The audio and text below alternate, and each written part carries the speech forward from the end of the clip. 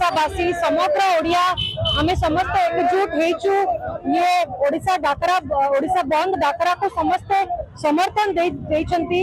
एटा गोटे झलझल देखा जाउची। प्रत्येक ओडिशावासी आज बहुत दुखित अछंती। समेश्वर न्याय लड़ाई रे समस्त शामिल हो जाइछंती।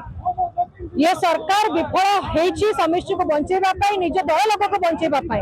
आमे दाबी करिछु मुख्यमंत्री आपण इस्तीफा दियंतु। आपण आपन सिस्टम पूरा फेल मारिछि, आपण को पुलिस आपण को इंटेलिजेंस फेल मारिछि। ये झियो और समस्त नारी रो न्याय पाई आमे समस्त एकत्रित हेचु, लड़ाई जारी करूछु। समेश्री झियो गोटे चिंगारी लगे कि गोटे चेतावनी दे कि ये आंदोलन आरंभ करिछि। आंदोलन को आमे आगो को नेके जिवु जेपर्यंत सरकार ठीक जगह काम करेंगे ना, जेपर्यंत या न्याय मिल ना, समस्त महिला मानकर जो शांति श्रृंखला समस्त महिला मानकर जो सुरक्षा काम करेंगे।